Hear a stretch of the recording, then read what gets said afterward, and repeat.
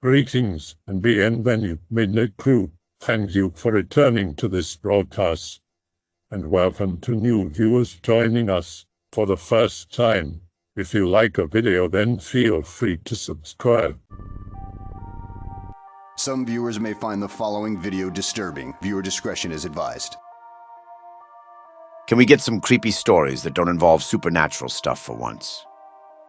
I have a few memories that are a bit fucked up.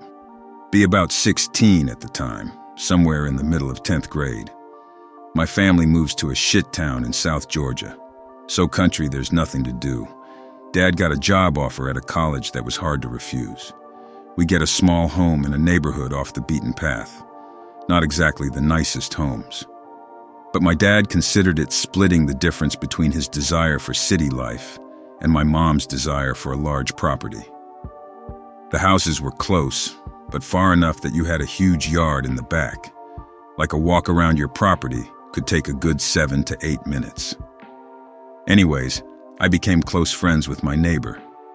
My parents, being liberal, were not super pleased with me spending time on shit that was not studying, especially since his dad was tatted up and rode a Harley. One night there is a knock at our door. Dad starts muttering some shit about, "This boy has no respect." He assumed it was my friend. Fair assumption. The dude had a habit of showing up at inconvenient times. See my dad freeze up at the door. Starts talking with some guy through the small glass window next to the door. The dude is basically saying, "Open the door. I just want to talk." Ha ha ha. What the fuck, man? It's like 3 a.m. and we don't know you. Dad is saying go away or we will call the police. Dink, dink, dink.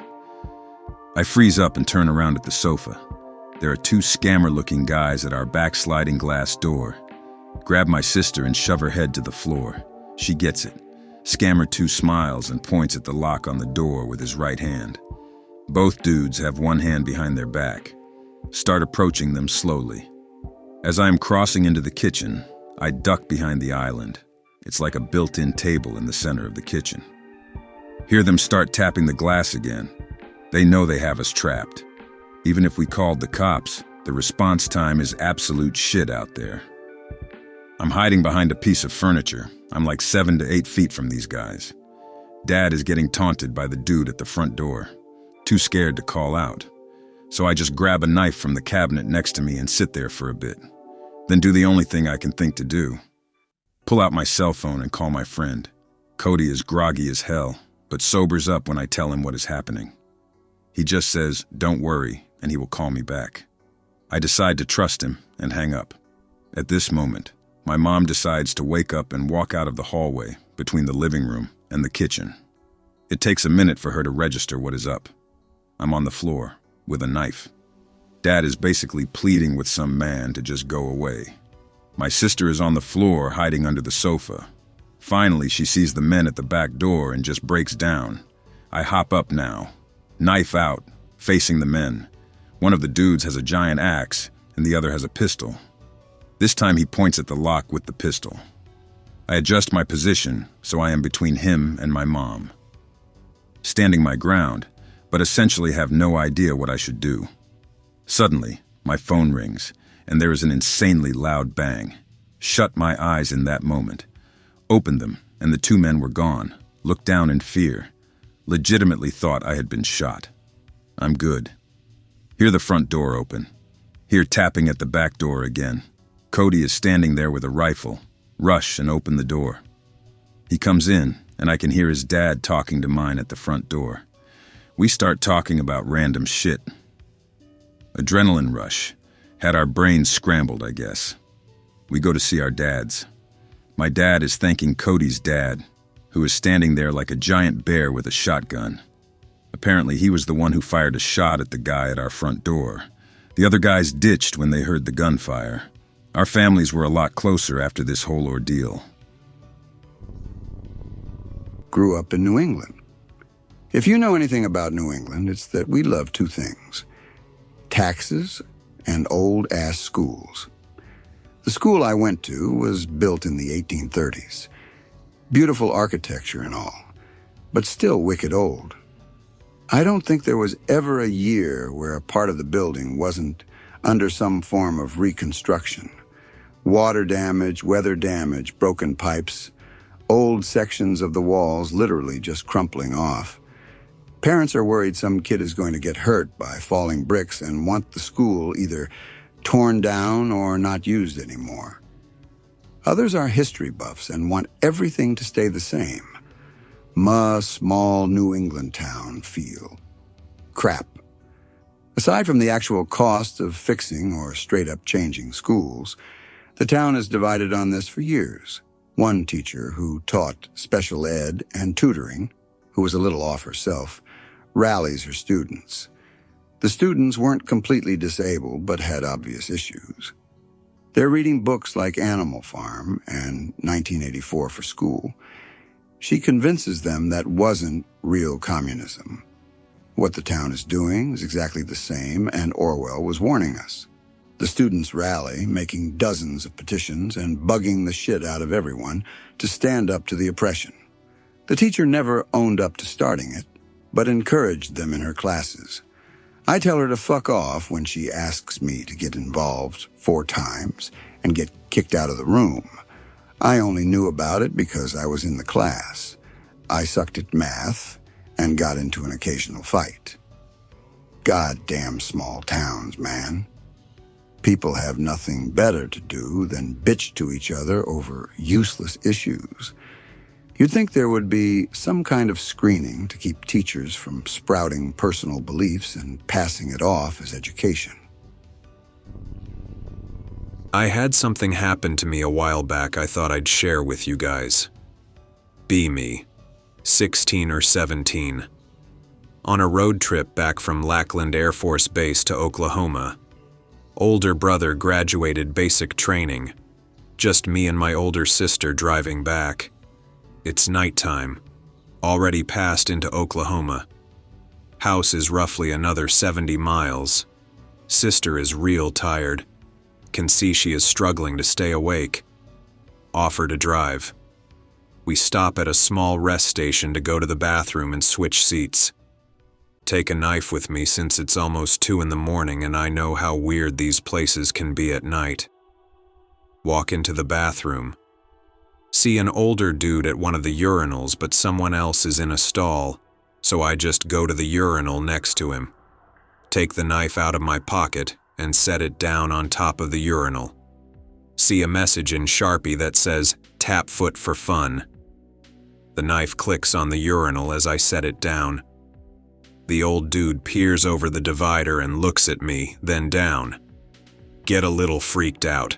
Hurry up and finish. Grab my knife and go to wash my hands. The dude says, "Hey," so I instinctively turn to see what he wants. He's holding up a rubber and has this creepy grin on his face. Shake my head no, and hear the other guy get out of the stall. Run to the door, fling it open and run to the car where my sister is waiting. She sees I'm freaked out. I tell her we need to get out of here now. I see them walk out of the bathroom and stare at me and my sister in the car. Throw the car in reverse. Back up, throw it in drive and peel out of there. Didn't tell her what happened until we were about 20 miles away and weren't being followed. She ended up being pretty freaked out by the incident too. Said she heard some weird shit while she was in the bathroom, but just brushed it off as animals outside since the rest area was near a little wooded area. I don't know if the 2 creeps were going to Chris Chan me or some shit, but the moment he showed me the rubber and got that creepy grin on his face, I got this feeling in my gut that I needed to bolt the fuck out of there. To this day, I have a hard time using urinals now and just use a stall. That's about the creepiest story I have that happened to me that isn't spooky paranormal. At a lake going fishing with my dad, sister, and one of my cousins. Cousin and I start getting bored. Start walking around. See a 60-degree almost cliff face. Cousin says we should climb it. Cousin doesn't make it far. Trips. Being the better climber. I make it up to the top after a few minutes. Grab onto the ledge, about to start pulling my body up onto it. 10, maybe 15 feet in front of me is a mountain lion. It looks at me. I stare at it. Instinctively, nope. Let go of the ledge. Tumble down the sandy cliff face for like 20 feet. Heart pounding in my chest, I look back up in that direction. It's gone. Apparently cousin got stabbed badly with a hook or something. Convinced Dad to get the hell out of here. I legitimately felt like I was going to die, both at the top and when I slid down the cliff. There were plenty of sharp rocks stuck up there too. B16. Live in a villa area with family. Summer, Friday night. Out drinking with friends. Come home around 1 a.m. and go to sleep. Suddenly wake up to some man shouting on the street. Probably some random drunk person. Try to ignore it and go back to sleep. He continues shouting incomprehensibly for a minute or so, then starts loudly banging on something. I'm still drunk myself and his noise-making gets on my nerves. Get up out of bed and look out the window. See a man in just white boxer shorts and sneakers banging with what looks like a rock on the neighbor's garage door. Still being filled with liquid courage, I open my window on the second floor and shout, roughly translated, "Stop that, damn it." He turns around, tries to see where I am, then points with the rock in his hand at me. Suddenly realize he's holding a gun. Duck out of the window as fast as I can, crawl away on the floor. Dad opens my door, and I tell him to stay away from the window. Mom shows up asking what is going on. A bang and crash sounds from the kitchen downstairs, the room facing our neighbor's garage. We all just freeze and wait for something to happen next.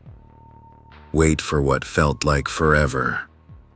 Dad tells us to go to the parents' bedroom. We all do so and close the door. Dad starts rummaging in his drawer, pulls out a handgun, tells us to stay put while he goes to inspect downstairs.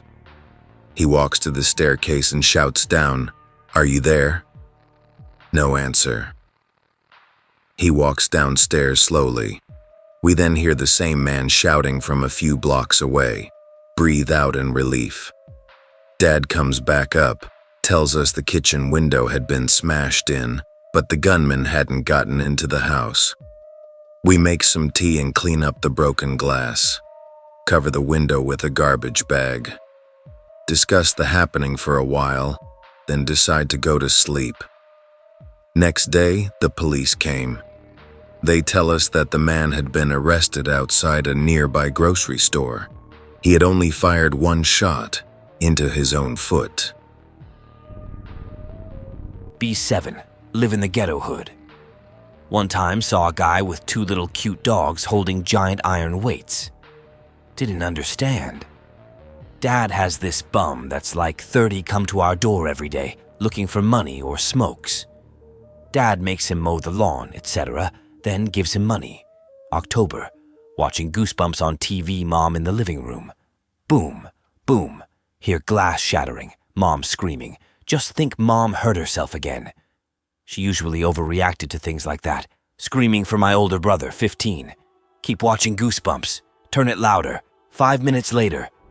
Brother gets out of the shower. Hear him yell. He tells me to stay in my room. Suddenly, like 50 police over. Evacuated. Get a glimpse of my dead mother. Later told she was strangled and killed. Dad suddenly flips, grabs his gun. Can hear him screaming in the woods for him to come out. Cops later find the guy that did it. Was that bum that begged for smokes? He was a drug addict. I was 10 feet away from my mom being killed and I didn't give 2 shits. Just watched Goosebumps. I'm sorry, Mom. I have a hitchhiking story. Me and a friend, both 19, hitching from Hull to Glastonbury Festival. At a service station near Birmingham, chatting with other hitchhikers. They say there's a creepy looking car offering rides nearby. Do not accept. Fuck it. We're desperate for a lift and hard northerners. No fear. Tell him where we're going. He says he's going the same way. We get in. Me in front. My friend goes to sleep in the back. We've been on the road for ages. Get out my map. Start looking for the furthest station the guy can take us to. See the other hitchhikers watch us leave with grim expressions. The driver has one wonky eye, like it's pointing up and to the side. He's talking about how he recently got coked up and had angry sex with a prostitute. I nod along. Try to figure out where we are on my map. The shit he's talking about is getting disturbing. Paul F. Little, aka Max Hardcore Violence against this poor hooker. Loud horns honking by us on the motorway. I look up at the road. This fucker's swerving all over, speeding up to 60 to 70, then slowing down again. My mate's woken up by all the other cars, trucks and lorries honking their horns and shouting at us. I look at my mate and he looks scared. Fuck it. I open my map and pretend to follow a road with my finger. Actually, looks like the next junction is best for us, mate. Don't want to put you out your way. He suddenly gets angry, shouting like a maniac at me, banging on the steering wheel. I get ready for a mad rumble with a psycho in a car doing 60 on the Birmingham motorway. The car stops and he yells at us to get out, which we are happy to do. He speeds off. We realise he's left us in the middle of a busy motorway. 18-wheel lorries are thundering past us at 60 miles per hour, horns blaring. First time holding hands with another man. Wait for a gap in the traffic. Play some high-stakes Frogger. We got to the side of the motorway intact. Police picked us up soon after. They were not impressed. It's not that creepy, but it definitely spooked me. Be about 17, late August or early September. Decide to go to the beach by myself, sitting on a lifeguard chair. It starts to get dark and windy. Oh well, whatever. I'm enjoying the view. To my right in the distance, there's a wooded area and a bunch of rocks overlooking the water. Out of the corner of my eye, I notice there are people over there. Kind of dangerous or stupid of them, as it's pretty dark out. But whatever. Look over and realize it's a bunch of kids. They're in white robes. What the hell? Can't see any adults around. Try to kind of keep an eye on these kids in case they fall into the water or something. They don't really seem to be doing anything. Just sort of pacing around in that area. At this point, it's really dark and clearly going to start raining. There's pretty much no one else at this part of the beach. Still watching these kids. One of them is standing on a rock, completely still, and just staring out at the water. Feel freaked out and decide to leave. It starts pouring.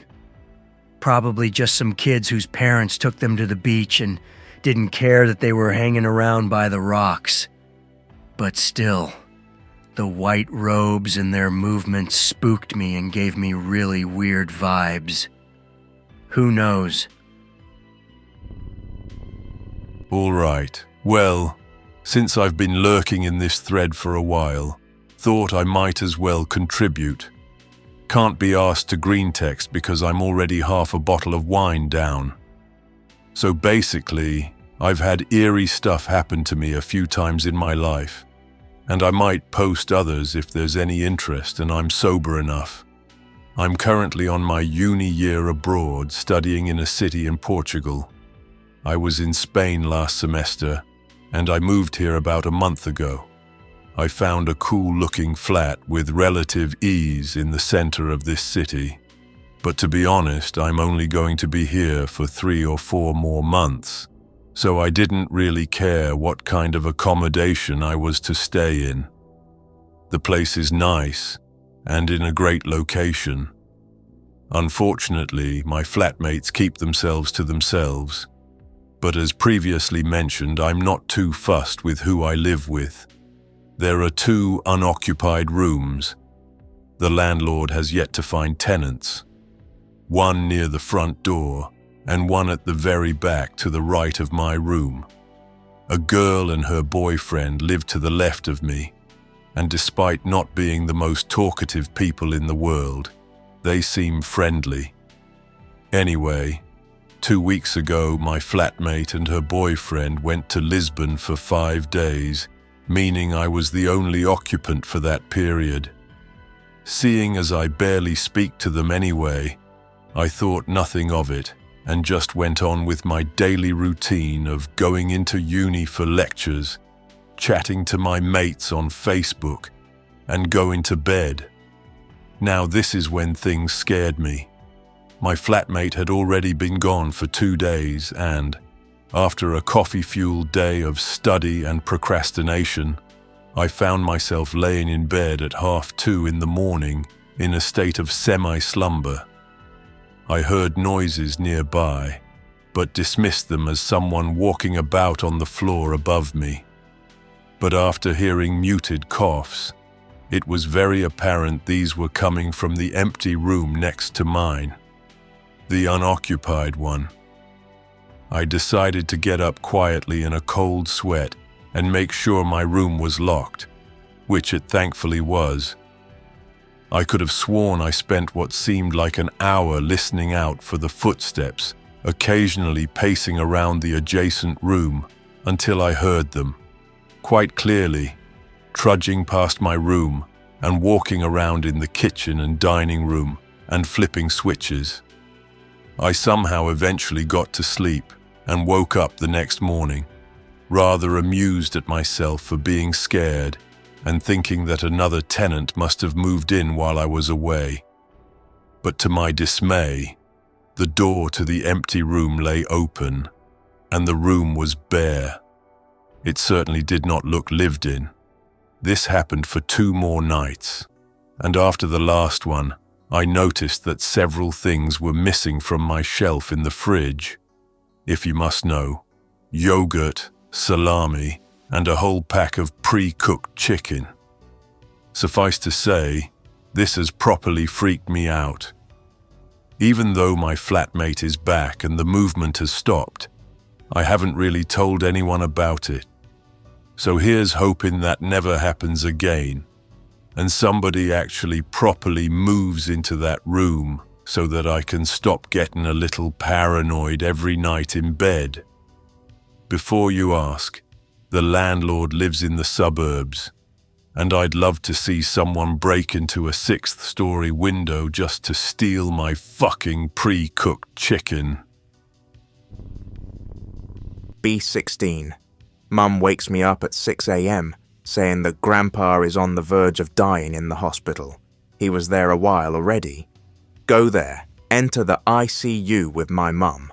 My sister didn't want to enter. Watch Grandpa's heart rate drop and drop and drop. Eventually, he flatlines. Mom and I hug, decide to go and get Grandma. She was still sleeping. Mom didn't want to leave Grandpa, so I took a cab to Grandma's, enter the apartment and wake her up. For some reason, she already knew Grandpa was dead. How.jpg. In the living room, waiting to get ready. Grandma's talking to 2 invisible persons. What the fuck.jpg? They were her own parents based on the names she used. Continued to talk to them until we entered the hospital. That's pretty much the only slightly paranormal thing I've ever experienced. Pretty sure she was delusional because of shock. Well, since we can have kind of paranormal stuff, here's one that happened to my mum. She was about 16. Her mum, my grandma, died suddenly. She was catching a train. The train entered a tunnel. She saw her mum in the reflection and through the darkness, reaching out her hand and mouthing something. It looked like, "Come with me." She got cold. She started to reach out. She felt an electric shock. She retracted her hand. The train left the tunnel and she never saw her again. My mum was really affected by my grandma's death. She'll suddenly wake up from a dream every now and then, and the first thing she says is, "Mommy!" It's rather sad, but I don't know how to help. I sometimes wonder what would have happened if she had gone with her mother, if anything would have happened at all, or maybe if she was dreaming.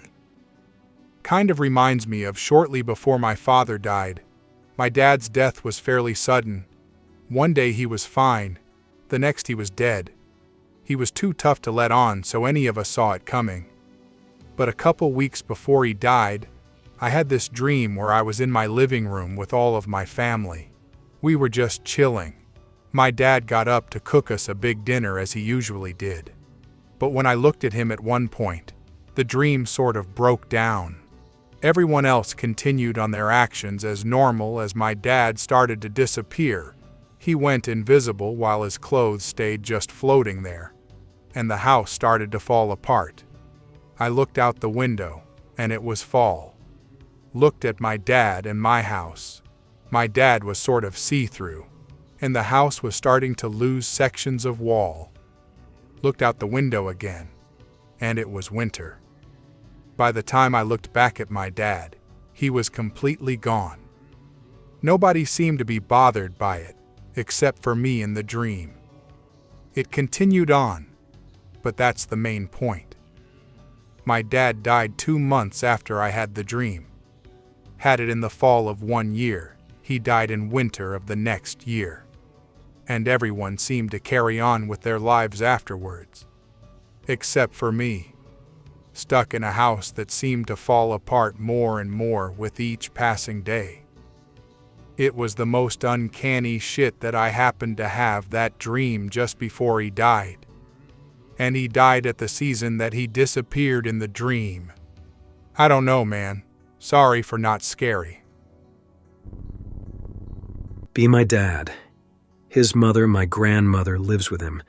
She's in her mid-70s, has arthritis, doesn't speak English. My dad gets ready to go to work. While he's driving, he feels really ill, headache and a fever, drives back home and calls in sick. As he gets off the phone, he hears our green bin in the backyard tip over. He walks to the window. There's a dude in our backyard. My dad runs to the backyard to confront him. Most people aren't allowed guns in this country. My dad, being feverish and pretty out of it, didn't grab a knife or anything to use as a weapon. My dad yells something to the effect of, "Get the fuck off of my property." The guy, probably surprised, tells my dad that he was just cutting through our backyard to get somewhere. My dad is about to kick the guy's ass when the intruder decides to leave. Everything was pretty anticlimactic until my dad saw him climb back over the fence he originally came over. As the guy is climbing over the fence, my dad sees a shape in the intruder's pocket. It's a handle, a knife handle. The blade was so large it actually cut a hole in the guy's back pocket, sticking out a little. When my dad told me this, I was pretty skeptical. I thought he probably just had a fever dream, until my grandma told me she was at the upstairs window and saw the whole thing. If my dad didn't call in sick, that sicko could have killed her. Here, OP. I believe I have a recent story that is relevant to your requests. About a month ago, hiking a trail around a lake. The whole lake's circumference is roughly 17 miles, so a relatively large expanse. The lake is in the middle of nowhere in the woods, only an attraction for people during the summer months, really. Hiking around the backside of the lake, about 6 miles away from the nearest road. Cross a creepy, rusted bridge with warnings scratched all over it.